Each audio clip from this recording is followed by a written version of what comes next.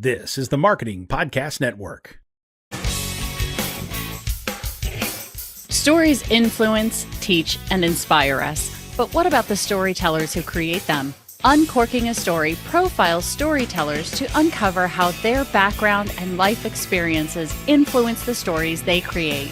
We learn what motivates them, their path to success, and what fuels them to keep creating.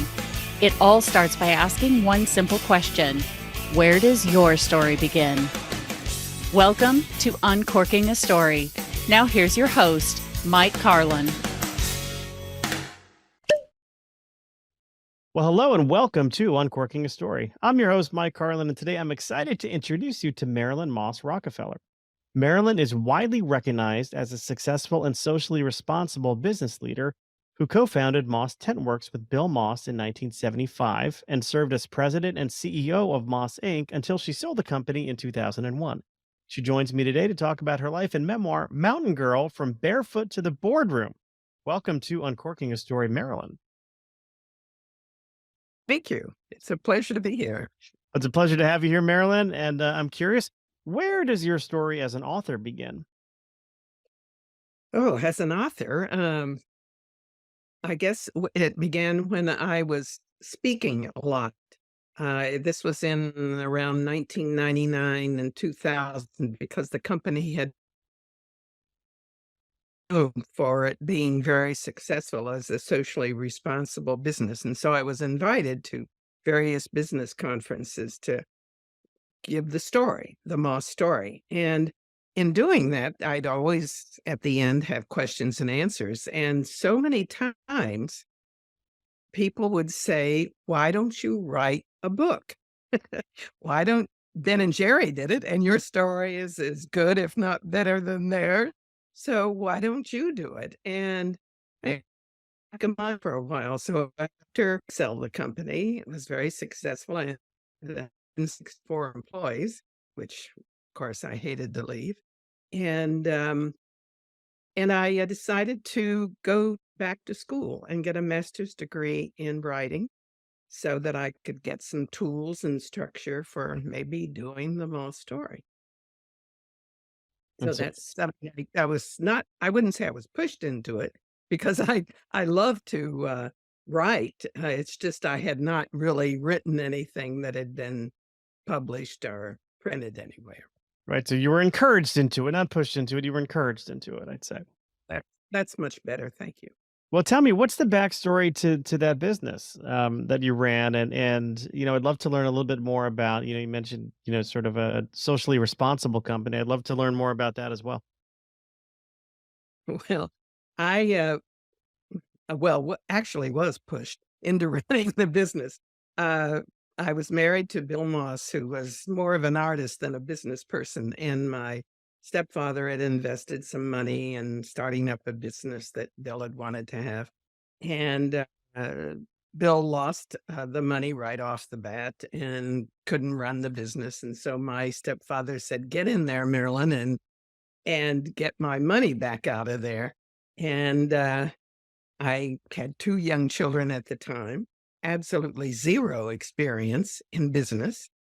And I said, what? How am I going to do that? And so I just jumped in, and what I used was my intuition and I guess what I consider values um, that I had acquired from my grandparents, living with them in the mountains of West Virginia at the very tail end of the Great Depression. And they were just these people that, even though we were in the middle of poverty, it was never felt because we had a self-sustaining farm. And their values were trust and caring and sharing and respect for everyone. And I did those traits. So when I started to run the business, I just used those same values in my leadership role. And I understand why all businesses don't use it. It really does work. You end up with a very loyal and dedicated workforce as the result. So that's how I ended business. And There were many ups and downs and trials and errors, and I wouldn't say I did everything right. I made quite a few mistakes, but I did learn from them. At least I believe I did. Yeah, it's hard to learn without making some mistakes. I Oh, think yeah. mistakes are sometimes our greatest teachers. Right, exactly. And also I led with the fact that we were all together, that we weren't, I was not a manager. Wasn't from the top down. We did it together. We learned from one another. We taught one another. We listened to one another, and it really paid off. And that's what made the business successful. Well, I know you've hinted about it a little bit, but I'm curious about the title of the book, Mountain Girl from Barefoot to the Boardroom. So it didn't sound like you were necessarily bred to be a business leader. It sounds like maybe your path was somewhere else. Can you just share a little bit with me about your childhood and your teenage years? Oh god, I think that the fact that I've had so many lifetimes, I mean, I am 83 years old, so I've been through a number of them and never imagined being where I've ended up, for sure. I started off, my mother was a school teacher, and she couldn't afford to, care for me or have care for me, and, so she left me with my grandparents, when I was 3 months old. And I lived with them for 9 years before she sent for me, and, I was pretty crazy hillbilly kid. I loved climbing trees and, playing outdoors and with all the little frogs and things that I could catch, and, usually barefoot.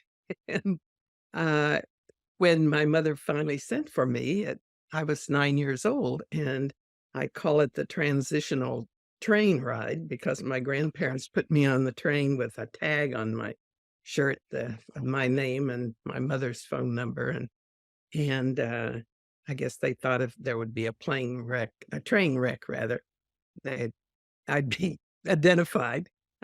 And when I moved in with my mother in Maryland, she decided that, of course, I had to learn to fit in with more of the children that were in that area, not in Elgood, West Virginia. And, she taught me how to, properly and eat properly and, uh cut off my braids and curled my hair and made me wear dresses and uh, had me pronouncing "how now, brown cow" to try to get rid of my hillbilly accent. And it was not an easy transition for me. I missed climbing trees. I was gonna say it seems like you had a lot of freedom when you were living with your grandparents. A lot of freedom to explore and just kind of discover things for yourself. And then you cut, 9 years later, now you're in sounds like a more structured world where she's trying to teach you to be someone who you really weren't when you were with your grandparents.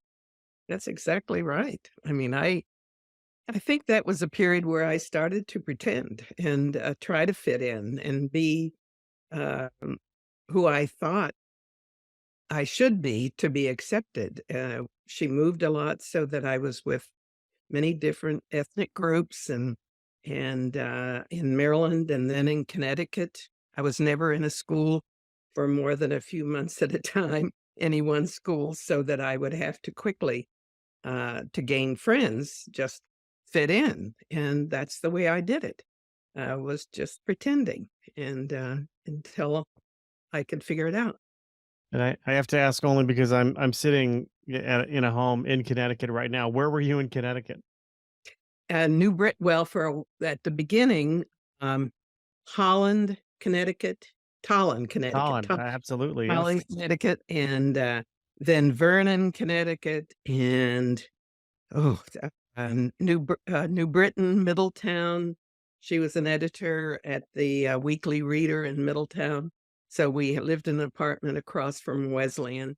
Oh, So neat. That's a neat little area to grow up near. yeah, yeah, it was fun because I played with the boys because it was an all men's school at that time, and I played football with them over on the campus, was right across the street. And when Robert Frost came to speak in the chapel, one of the guys smuggled me in so that I got to hear him. And so it was a good exposure for me, for That's sure.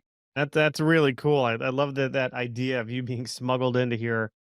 Probably one of the greatest poets and writers of Absolutely. Oh, I loved it, and then I had to get books and read Robert Frost for a long time. I'm curious, having again such a contrast in childhood, early days with your grandparents and then with your mom moving around, a much different structure. Did you rebel at all? Did you were you a rebellious teenager?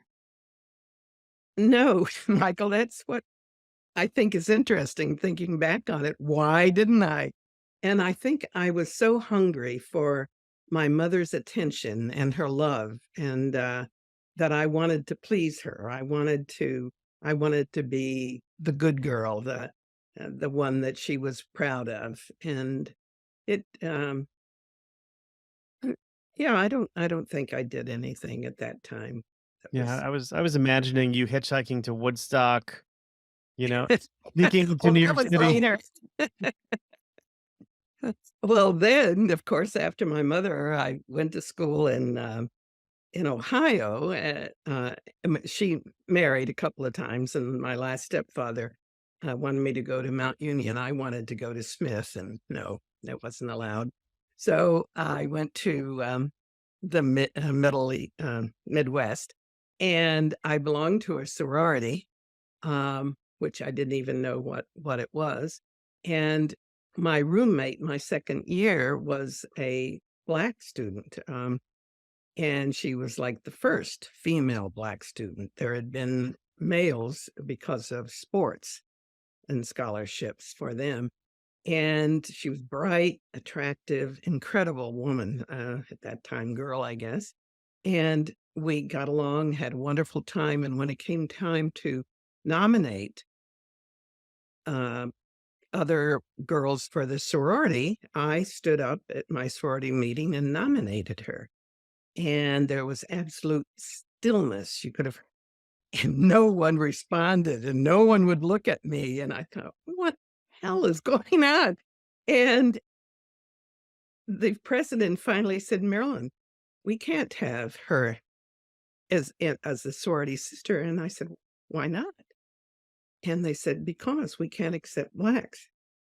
And that wasn't the word that was used then, of course. And so I took off my beautiful quill pin for Alpha Z Delta that had pearls in it and threw it on the floor. And I said, well, if you don't want her, then I don't want you.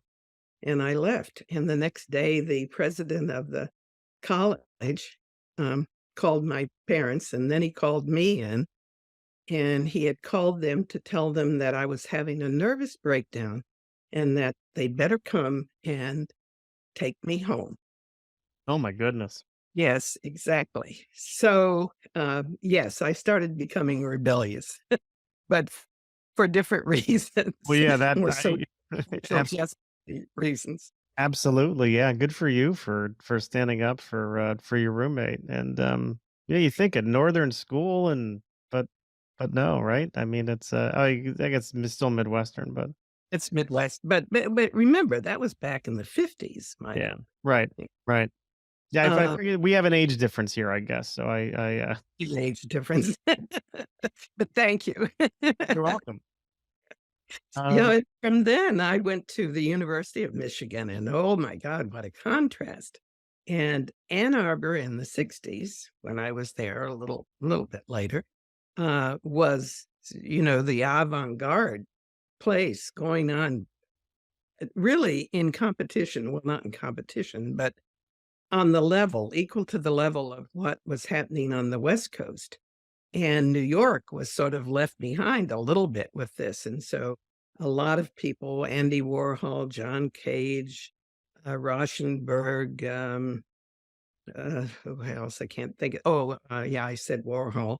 They all came to Ann Arbor, and I became very involved in all of this avant-garde scene. So going from the mountain of West Virginia, speaking hillbilly and not really knowing anything except my grandparents and living in a little town with one house, one school building, one church, and one store, to this incredible exposure of the art world and the new experimental art world and writing and music and art and everything. So it was a very exciting time, really exciting. Did you get to meet any of those guys? Did you meet anyone? Warhol stayed with his gang, stayed at our house, and I was married to Bill at the time, Bill Moss, and they stayed there. And at 2:00 in the morning, this Volkswagen van drove up, painted with psychedelic colors and everything on it, and 13 people climbed out, all different color hair and whatever, staying in our house. We had only 2 bedrooms. And I had my 1-year-old son in one, and we were in the other. So they had to pile around on the floor in the living room. And the next morning, my, well, I guess he was 2 by that time, Jeff, he woke up and he was going around looking at all these different colored heads on the floor for probably about a half an hour before any of them rose. And actually, Warhol filmed one of his films out in well, it wasn't our field, the neighbor's field. And then John Cage and Rauschenberg stayed at our house when they came for a musical presentation. And he ended up, because he was a great mushroom expert, he went mushroom hunting and said he had invited a few people over for dinner, and would I make a dessert? I said, well, how many do you expect? And he said, well, I don't know, probably 30 or 40. I don't know how many showed up, but he and Rauschenberg made wild mushroom soufflés for everyone and kept making them. And I just kept making desserts and, and salads.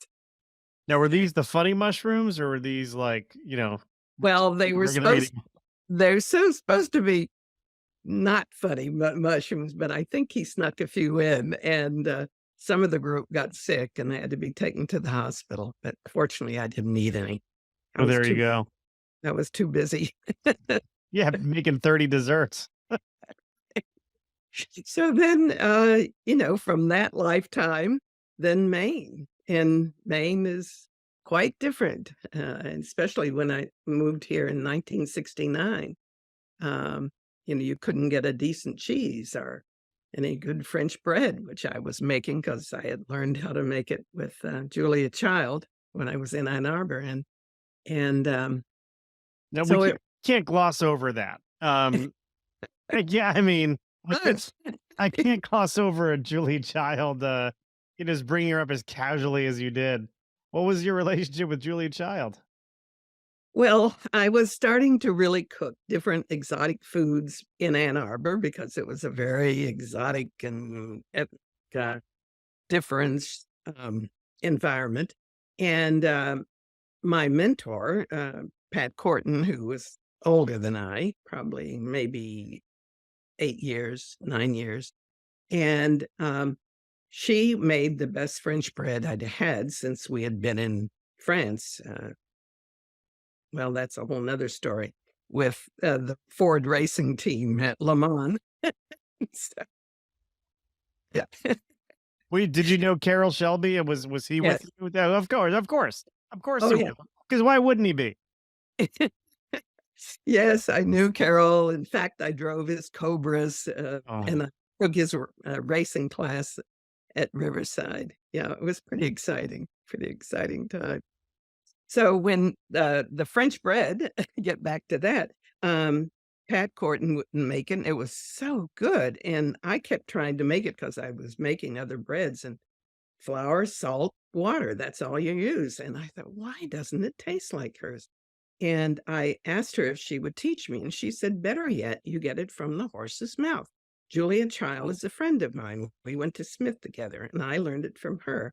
And so she got on the phone and called Julia Child in Cambridge and got me set up for her cooking classes. So I drove there from Ann Arbor and took cooking classes with her for 4 or 5 days. Oh wow. No, if only you had gone to Smith College. You might have met her then, you know. Well, no, she would have been ahead of me.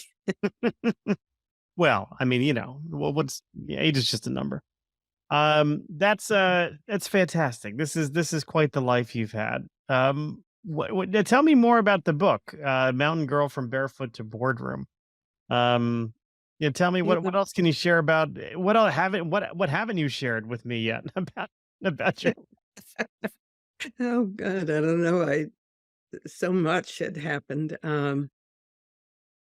Well, the thing too I want to share with the book is that I didn't start out to write a memoir. I was going to write the Moss story, I think. And when I got to school to do my master's, um, and the professors there said, wait a minute, or my teachers said, you can't possibly start talking about and giving this Moss story without the reader knowing who you are. I mean, how did you run this multi-million-dollar business and sell it for millions and with 164 employees without any business training? And the reader needs to know about you. And so I had to switch and start writing my memoir, which was hard. It's hard. I know you've written a number of books, but have you ever written about yourself? I've tried. I mean, I've tried to write nonfiction. It's. I mean, I write a lot of like marketing stuff, Yeah. but I don't. It would be very hard. I understand what you're saying. It would be very hard for me to tell my. First of all, I don't think my story's that interesting. But if I ever believed it were, I think it would be very hard to do. I'd almost want to tell it to somebody else and have someone else do it. Exactly. It was really, really difficult, Michael. And that it took, well, in fact, I rewrote that book 30 times. And so what I do now to other writers when I get a chance to advise is I say, please don't avoid editing and re-editing.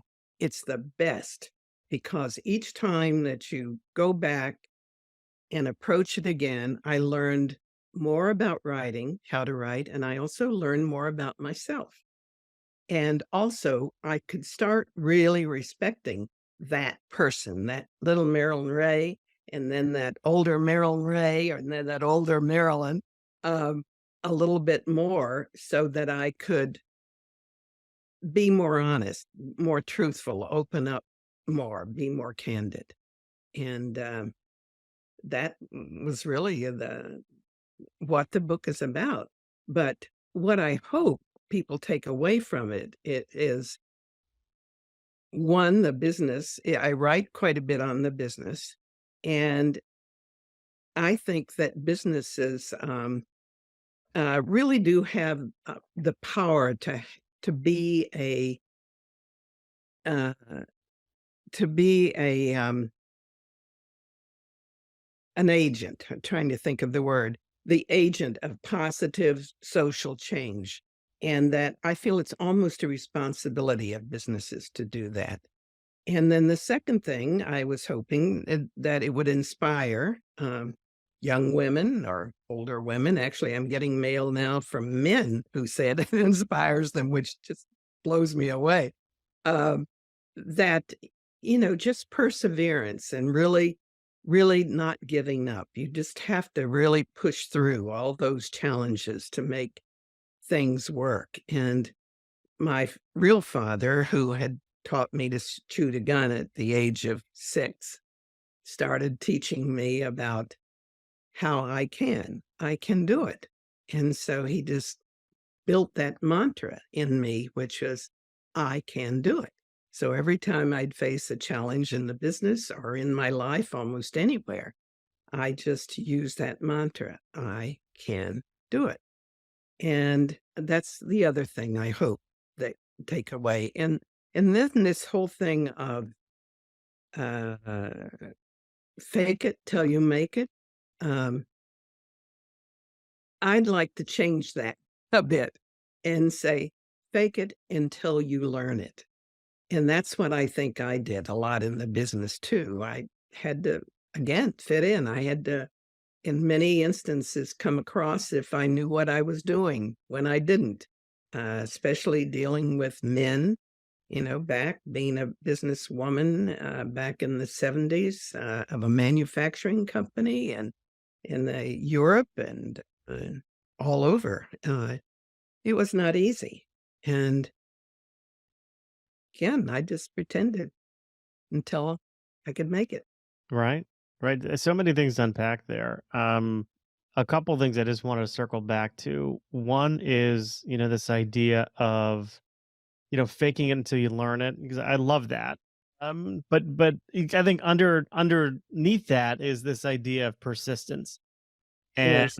and And you know perseverance, yeah. and persistence and perseverance. And so much of what I learned from authors, and I know you have a business story to share, but from an author's perspective, you need to have both persistence and perseverance if you want to get a story published, right? If you want to go that traditional route of, finding an agent, getting a publisher, getting a book deal, it's that persistence and perseverance are going to be your two best friends. Because if you don't have it, you'll get disheartened very easily trying to get a book published. So that was the first thing I wanted to reflect on. And the second I'd love for you to go into more detail with is, you mentioned going to get your MFA, Masters of Fine Arts, and that seemed like that helped you tremendously when you were preparing a book. I just would love for you to talk about how important that was for you and what you learned through a program like that. Uh, it gave me tools. I learned tools by uh, the mentors who would give us exercises. You probably know how all this works. And they just give you a word, and you'd have to start really working with that word and writing about it, no matter what. And that's a little overwhelming when you're very new. I can remember the first workshop that I went to, and the word he gave was sweat. I looked at these other writers, all much younger than I, and they were writing busily away, and I was just there, duh. What do you write about sweat? It wasn't until near the end of the 15 minutes or whatever that I finally got into it and started writing like mad. But Yeah, you're probably too busy sweating. yes, and so the tools that I learned were incredible. Um, and the second thing that I learned was to really listen to other writers, listen to their work. You learn so much from e being evaluating their work. You learn about your own. Um, I highly recommend it for anyone who wants to really put a book together. And then, of course, the whole structure. How do you structure a book? How do you structure your writing? How do you do that arc, so that it keeps together and has this a flow and energy, and it keeps pushing and keeps pushing. And those are things that I learned that, of course, I didn't know. I'm an avid reader, but I didn't read the same. Now that I've started writing, I read much differently. Yeah. Yeah, I'm asking selfishly because an MFA is on my radar screen, something I want to do, but we have triplets and they are in their final year of college right now. My So goodness. I cannot do anything. Really, I can't even leave my house until they're done. That's pretty much. What a uh, challenge, triplets. yes, a challenge, a wonderful challenge. But a lot of people ask me, was it easy having triplets? And I say, well, I was faking it till I was learning it. So Yeah, there you go. borrowing that from you. Well, I'm curious. I always like to get to know my guests a little bit more through pop culture. And I'm curious, when you were growing up, did you, I know you spent a lot of time outside, but were there things, that you like to listen to? Was there music you liked? Were there TV programs or movies that you kind of felt drawn towards? You're forgetting my age again. We didn't have a TV. We had one of those old radios that, stands on the floor. And so my uncle and I, he was 7 years older than I, would sit by and listen to the Lone Ranger and Amos and Andy and, what was the one? Anyway, those old programs. And in terms of music, it was live. That's all. And that a lot of my family played banjos and guitars and fiddles. And so I was exposed to a lot of music. But it was that music, which was beautiful and wonderful. We had square dancing, and so you dance to it, and much different now than what we danced to. I'm sure. Now, did you pick up any musical instruments yourself back in those days? Yes, I started playing the piano very, very early. In fact, because my mother's sister, who was a lot younger than she, took piano, and so my grandfather had bought her a piano, which was left at the house. So I started on that and they got me piano lessons, and I studied piano all through high school, college, and I still play. No, that's wonderful. That's a wonderful gift to have. My mother, who's 90, still plays the piano, and it's the most beautiful sound in the world when I hear her play the piano, because her memory is shot, but she can still, play by ear, and she's got these melodies in her head that she can still get out of her head through her fingers and onto the keys, which is Wonderful. it's wonderful. It really is. I'd be remiss if I didn't ask you about the Rockefeller part of your name, because I know you were Marilyn Moss, but now you're Marilyn Moss Rockefeller. Tell me a little bit about that. Well, if you had said, could you imagine you were marrying a Rockefeller when I was a child in the mountains of West Virginia? I wouldn't have known what you were talking about, because I wouldn't even have known who the Rockefellers were. And in fact, I didn't for a long time. But it happened, and I'm just very fortunate. And the way it happened was that James Rockefeller, or Pebble as he's called, was on my board. He had invested in the company, and he was one of the board members. And at one of the meetings, because I had lots of losses at the beginning of the company, and I gave the financial reports, and he called later and he said, "Marilyn, that you look very tired, and I know you're taking care of 2 young children and handling this business. I think you need some diversion." And I said, "Yeah, well, like what?" Well, he said, "You could either, you could have a hobby of some kind, or you could have an affair, or you could take flying lessons." And I said, "Well, a hobby, I can't imagine myself knitting. 2, I don't know who I'd have an affair with, and it's a very small town, and I don't think that would be appropriate." Now, my husband had already left by this time, by the way. He So had you left. felt you were no longer with him. Right, he had left the business and the children and me. And so I said, "Well, maybe I'll take you up on flying." He was a pilot, and he had a Super Cub, which is a tail dragger and fabric plane. And he said, "You take out insurance on it, and of course pay for instruction. I know a good guy that can it's good, a good instructor, and that'll be good for you, I think." And it was fabulous, because, once I got up in the sky flying alone, particularly, I could leave all the invoices and my children's needs and everything below. And it was a wonderful feeling. But anyway, one day, shortly before I went to get my license, my instructor called the company, and he said, "Marilyn, why don't you go and do some touch and goes at the airport. We have a local little airport before you go to take your test with the FAA on Friday or Saturday. I can't remember. It was a few days out. And I said, no, Manning, I can't today because I have to go to the bank and get another loan yet. And, and take my purchase orders to get the money for a loan to pay for the supplies and also for payroll.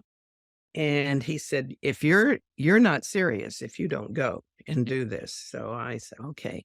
So I went, and I must have been slightly thinking about it. What does it take? 1 second. Because when I came around in formation, it was a beautiful day, not a drop of wind, perfect. And I landed on the grass, which we do with these tail draggers. And perfect landing. Oh, I was very pleased, but I was using just a little too much right rudder, which had the plane turning a little to the right, and it went over into the grass. Soon as I knew I was off in the grass, I quickly used my left rudder, and it torqued, and I went up on my nose and came back down. And there was just this very, very slight little ripping sound, like you would rip the cotton seam on your shirt when you raised your arm or something. So I thought, oh, thank goodness I didn't wreck his plane. A car came screeching across the airstrip. It was the top mechanic, who was a real character, an artist, George Curtis, who was a very good flight mechanic. And I knew him. And he opened the door and he said, Marilyn, are you okay? And I said, yeah, I am, George. I'm fine. I just hope I haven't done much damage to Pebble's plane. And he looked at me funny, and he looked past me. And just to the left, I followed his eyes. There was a big trunk of a tree coming right up through the plane. Oh, my goodness. Taken out all the instruments all the way to the ceiling, and had left splinters all up on the left side of my body. And George said, if you had been a half inch more to the left, you would have been a popsicle.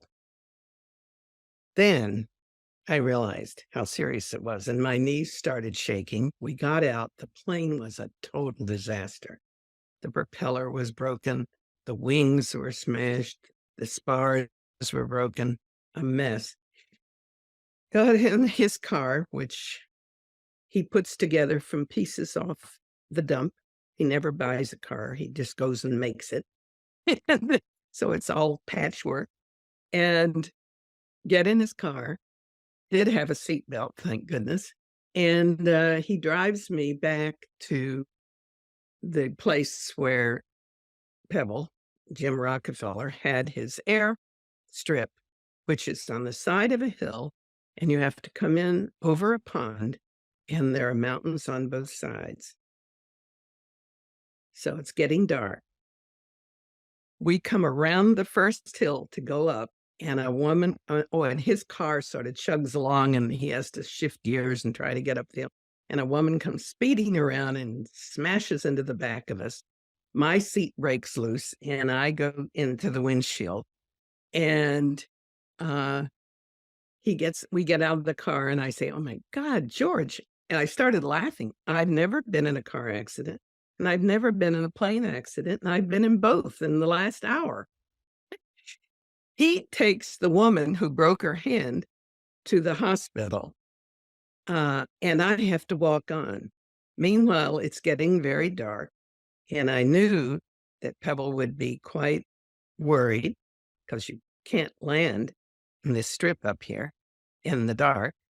And the flight instructor came around the corner to help me, and he picked me up, and we drove up, and the house was completely dark. And out on the airstrip, Pebble had taken every vehicle he had on his farm, the backhoe, the tractor, the plow, a couple of old cars, his car, and he had lined them up with their lights on both sides of the airstrip, thinking I would be stupid enough to try to land the plane, which would have been a disaster for sure, worse of a disaster. And he had 2 flashlights. So he came over to the car, and I was crying, and I said, "Oh, I'm so sorry. I really wrecked your plane, and it's in bad shape." And he stuck his head in. And Michael, it was such a strange and wonderful moment. He said to me, "Planes can be fixed or bought. Good people can never be replaced." Mm. And there were tears in his eyes. So I knew there was something there. And Oh, he had said that for 2 years he had been in love with me, but he didn't want to break up a marriage. But after my husband had left, he's now declaring his love. So I'm the flag has for- been planted. Yes. very happy, very fortunate. I'll tell you, I really lucked out. It's wonderful. Well, that's a great story. And as is, I'm sure, Mountain Girl from Barefoot to the Boardroom. Marilyn, where can people pick up this book? It's on Amazon, and it's in most local bookstores. I don't know where anyone is listening to you. And they can go on my website, which is MarilynMMoss.com. And they can also contact or notify the publisher that's called islandportpress.com. Very good. And Marilyn, are you active on social media if people wanted to follow you? Yes, I am. All right. So I will be sure to put your Facebook, Twitter, and Instagram handles in our show notes, as well as a link to where they can buy this book. Marilyn, thank you so much for stopping by Uncorking a Story and letting me uncork yours. Thank you. It's been fun.